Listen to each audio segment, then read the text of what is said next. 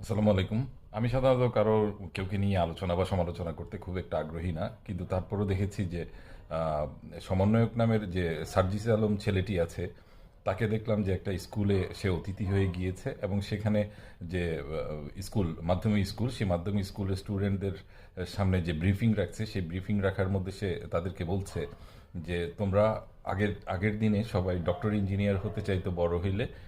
তোমরা বড় হলে পরে ডাক্তার, ইঞ্জিনিয়ার না, এখন থেকে রাজনীতিবিদ হবা, সেই স্বপ্নটা রাখবা।" কেন ভাই? এটা কি কোনো পাকাপোক্ত একটা জিনিস না? খেতে খুব আরাম।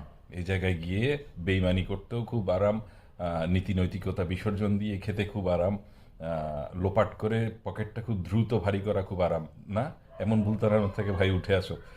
ইউনিভার্সিটি অনার্স মাস্টার্স পাশ করে ফেললেই এরপরে দেশ পরিচালনা করা সম্ভব না। দেশ পরিচালনা এত সোজা বিষয় নয়।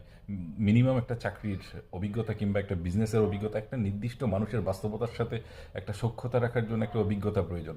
তোমাদের মতো এরকম অকাল কুষ্মাণ্ড বুঝো, অকাল কুষ্মাণ্ডরা যদি দেশের সামনের ভবিষ্যৎকে এই ধরনের জিনিসপত্র জ্ঞান দিয়ে আসে, তাহলে দেশ ভালো কিছু আশা করতে পারবে না।